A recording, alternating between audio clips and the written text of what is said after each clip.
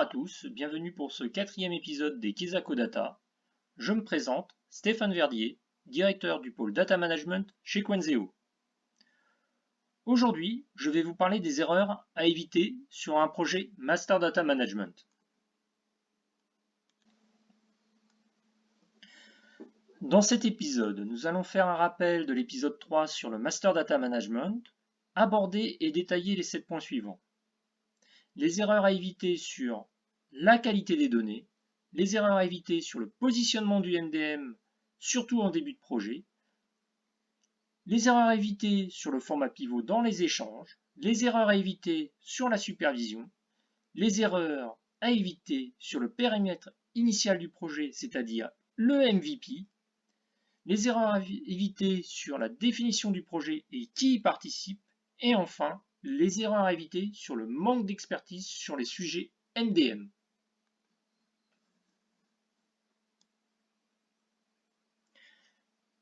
Le Master Data Management.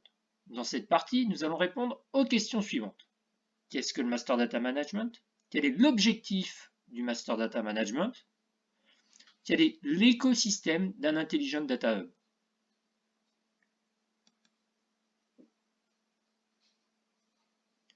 Qu'est-ce qu'un Master Data Management? Un MDM centralise toutes les données de référence en un point unique, ce qu'on appelle le Golden Record. Un MDM propose des processus de standardisation, de normalisation, de consolidation, de nettoyage des doublons, de propagation et de traçage des données de référence pour une entreprise. Mais aussi, un MDM propose des outils de reporting et de découverte de la donnée, de l'exposition de services de création, modification et consultation des données. Son objectif, c'est, premièrement, centraliser, standardiser, réconcilier, publier une information qui correspond au business de l'entreprise. Deuxièmement, c'est simplifier la prise de décision métier sur les nouveaux besoins et faciliter sa mise en place dans l'organisation. Mais aussi, simplifier la prise de décision côté équipe IT sur la rationalisation des échanges et l'homogénéisation des données. Troisièmement, c'est enrichir l'information grâce à un processus de certification qui correspond aux besoins définis par le métier, c'est-à-dire standardisation, normalisation, vérification des informations, publication du point de vérité. L'Intelligent Data Hub est le nouveau terme pour parler du Master Data Management. Quel est l'écosystème d'un Intelligent Data Hub? En formant un hub de données, l'outil permet de contrôler le flux de données de référence, de l'enrichir, d'améliorer sa qualité et d'instaurer des moyens de gouvernance. Le hub permet de disposer d'une vision complète et coordonnée des données de référence au sein de l'organisation de l'entreprise. Il offre les moyens de pouvoir diffuser et ou d'orchestrer l'usage et l'actualisation de ces données. L'ensemble des briques du système d'information, aussi bien opérationnel que décisionnel, fourniront un service bien plus efficace.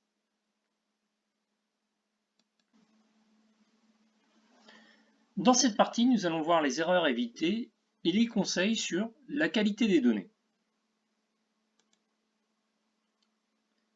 Attention à ne pas surévaluer le niveau de qualité des données avant la mise en place d'un Data Hub. Cette phase de vérification et de profilage de la donnée est nécessaire pour bien appréhender les enjeux et les objectifs d'un projet MDM. La préparation et le recensement des données prend du temps en fonction de l'état des données et du nombre d'applications présentes au sein du système d'information.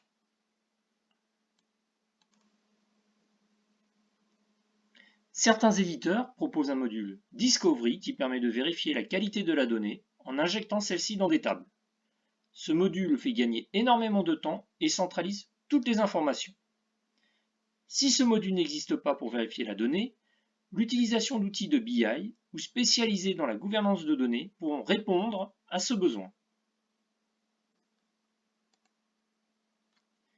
Cette étape de préparation, recensement et profilage des données de référence dans les applications, afin de rendre exploitable, peut prendre quelques semaines, voire quelques mois.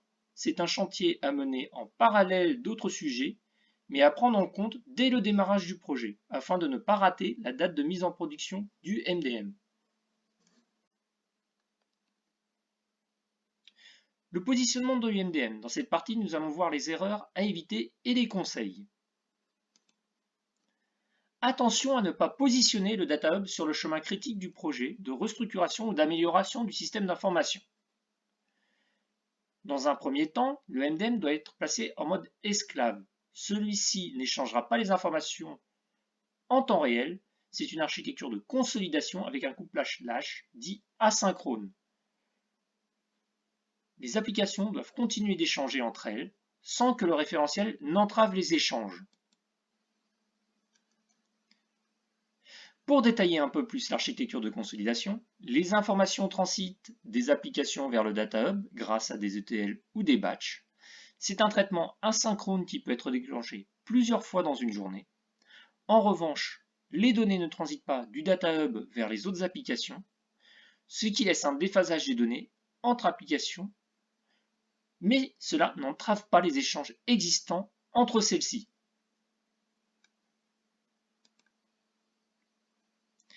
Un projet MDM est complexe, prend du temps, peut mettre en péril d'autres chantiers du système d'information.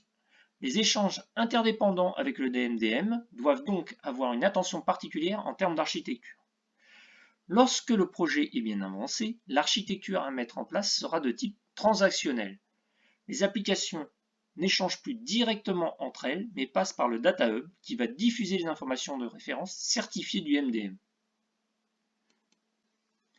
Comme je l'ai dit, ensuite, l'architecture à mettre en place est une architecture transactionnelle. Dans cette architecture, une plateforme d'échange de type ESB est nécessaire. Les informations de référence des applications ne passent plus directement dans le Data Hub, c'est la plateforme qui offre des services et qui fait les échanges entre les applications et le Data Hub. Cela évite des échanges en point à point entre les applications. Le but de cette architecture est que l'ensemble des applications ait le même niveau d'information. Une application envoie ses informations à la plateforme d'échange, le Data Hub traite la donnée et la plateforme d'échange diffuse la donnée à toutes les applications. C'est une architecture orientée service. Pour avoir plus de détails sur les types d'architecture, je vous conseille de regarder notre épisode 2 des Kesako Data qui parle des différents types d'architecture autour du MDM. Dans cette partie, nous allons voir les erreurs à éviter et les conseils sur le format pivot dans les échanges. Une absence de format pivot sur des échanges interapplicatifs en relation avec un Data Hub est une source chronophage d'erreurs et de problèmes d'interprétation de la donnée. Le format pivot doit donc être pensé dès le début des échanges, au moment même de la modélisation de la plateforme d'échange. Les échanges doivent se faire via un ETL en début de projet pour avoir un couplage lâche asynchrone. Le format pivot permet de préparer le passage de l'architecture de consolidation à l'architecture transactionnelle. Le format pivot sera utilisé dans la plateforme d'échange, dans l'exposition des services qui seront consommés par le Data Hub et les applications. Au fur et à mesure de l'avancement du projet, la plateforme d'échange proposera des API en temps réel avec une architecture transactionnelle orientée service, pour finir sur une architecture centralisée orientée utilisateur. Garder le fonctionnement avec un ETL, même après la mise en production du projet, dans le cas où la plateforme d'échange en temps réel tombe, ou si des mises à jour en masse sont nécessaires, comme initier une nouvelle application dans votre MDM par exemple.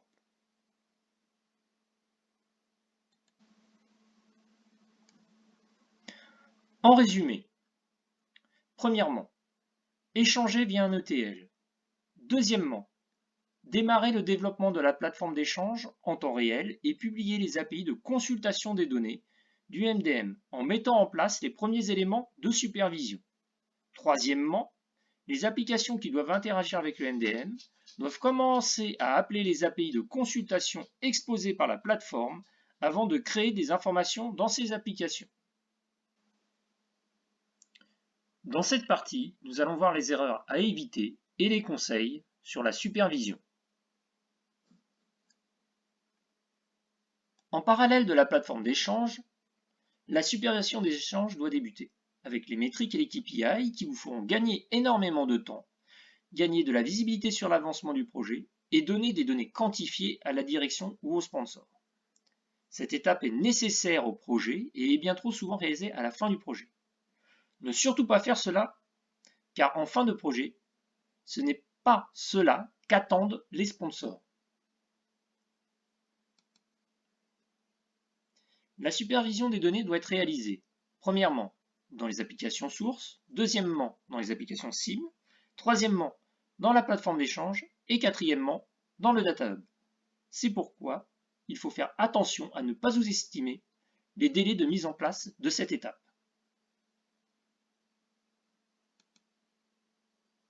Dans cette partie, nous allons voir les erreurs à éviter et les conseils sur le périmètre initial du projet. Un périmètre trop large de récupération des données fait souvent capoter les projets en termes de délai. Les risques sont les suivants. Premièrement, analyse des informations trop longues. Deuxièmement, maintenance corrective qui s'accroît. Troisièmement, problème de performance au sein du SI. Quatrièmement, pas de retour d'expérience sur la faisabilité et les problèmes rencontrés. Cinquièmement, insatisfaction des utilisateurs, du sponsor et de la direction. Sixièmement, décalage de livraison du projet. Septièmement, taille des équipes plus forte puisqu'il y a plus de choses à faire. Prendre un périmètre restreint permet de gagner en maturité sur tous les secteurs du projet et aussi avoir des retours d'expérience bien plus intéressants pour poursuivre le projet. Un périmètre restreint vous permettra de définir un MVP pour la première mise en production.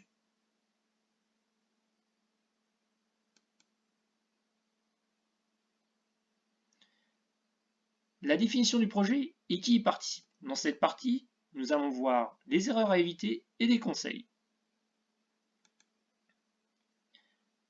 Attention, l'ensemble des équipes doivent travailler conjointement du pré-cadrage à la mise en production. C'est une notion importante. La partie pré-cadrage du besoin est importante. Elle permet de savoir, premièrement, ce qui va être réalisé, deuxièmement, ce qui est faisable, troisièmement, d'interviewer les différents éditeurs, quatrièmement, de permettre d'entrevoir les coûts, à la fois humains, éditeurs et machines. Au minimum, un représentant de chaque équipe doit être présent dans cette phase. Une fois que le besoin est exprimé, que celui-ci est clairement identifié et réalisé, que les membres du projet sont impliqués, chacun d'entre eux doit être acteur de, premièrement, participer au cadrage, au kick-off, au dimensionnement des équipes, deuxièmement, à la mise en place et à l'estimation du backlog, troisièmement, la mise en place des cérémonies et des réunions, quatrièmement, la définition des représentants en réunion, cinquièmement, du choix du périmètre et du MVP, sixièmement, la définition des premiers jalons, septièmement, la mise en ordre de marche des équipes et le go pour projet. Attention, les équipes souvent oubliées en début de projet sont les équipes infrastructure et exploitation. Faites attention à les impliquer dès le démarrage du projet afin de ne pas avoir une surcharge de travail en fin de projet. Car après la mise en production, ce sont ces équipes qui auront la charge de faire tourner le système. N'oublions pas que les documents nécessaires au bon fonctionnement de la solution viendront en partie des équipes de développement et métiers.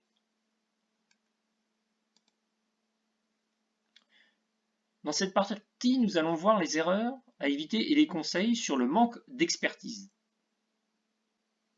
Sur les projets MDM, l'expertise est capitale en début de projet. Le tarif journalier des experts MDM est élevé, mais ceux-ci vous feront gagner énormément de temps par rapport à des juniors.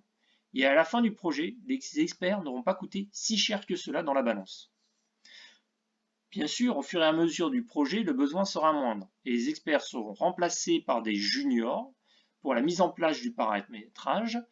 Les experts, eux, feront plus de suivi et de vérification des bonnes pratiques, donc ils seront moins présents.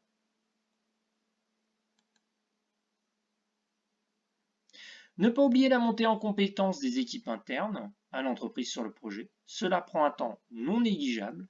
Je vous conseille de faire appel à l'éditeur sur ce point. Pour éviter des problèmes techniques, un forfait jour d'expertise par l'éditeur est aussi conseillé. Voilà, c'est fini pour aujourd'hui. Merci d'avoir suivi ce 4e épisode de Kesako Data. N'oubliez pas de vous abonner à notre chaîne YouTube et si vous avez besoin, contactez-nous via contact@quanzeo.com.